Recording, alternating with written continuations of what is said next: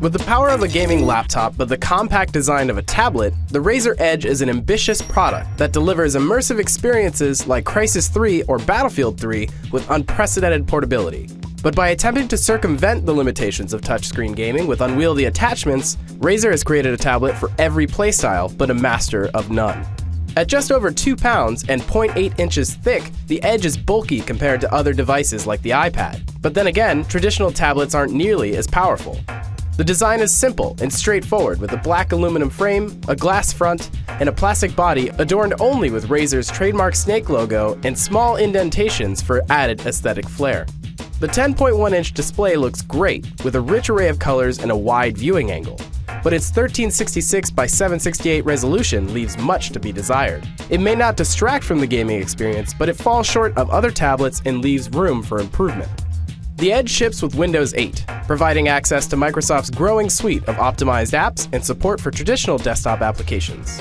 The OS comes free of any bloatware, and the only pre-installed app is Razer's Game Launcher.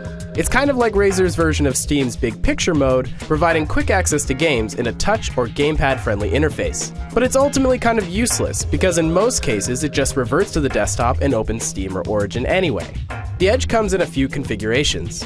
The cheapest model is priced at $1,000 and comes with an Intel Core i5 processor, 4 gigs of RAM, NVIDIA's GT640M LE GPU, and 64 gigabytes of solid-state storage. Bumping up to the Pro version gives you an Intel Core i7 processor, 8 gigs of RAM, the same GPU, and 128 gigabytes of SSD storage for $1,300.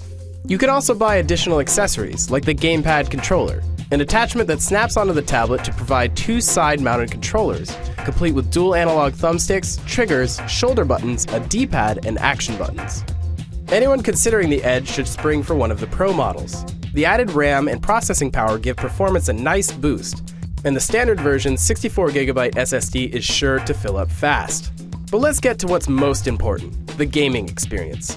While the Edge isn't going to blaze any trails in terms of max performance, I found it capable of running just about anything I threw at it. Running Crysis 3 at native resolution, it maintained a steady 30 frames per second. Of course, the game had to be scaled down to low settings, but even at its lowest configuration, Crysis 3 still looks incredible.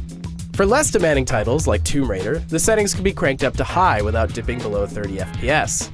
I tested the Edge with Battlefield 3, Far Cry 3, XCOM, and countless others with great results. Naturally, gaming has a significant impact on battery life. For general tablet use, the Edge gets roughly 5 to 6 hours per charge, but when gaming, the Edge only lasts for about an hour. The gamepad attachment has a slot for an extended battery, but that only adds about another hour or so and costs $70. What's worse, the Edge's built-in fans are noisy and the back panel can get pretty hot. But the Edge also fails to master the most critical element of the gaming experience: precise and comfortable controls.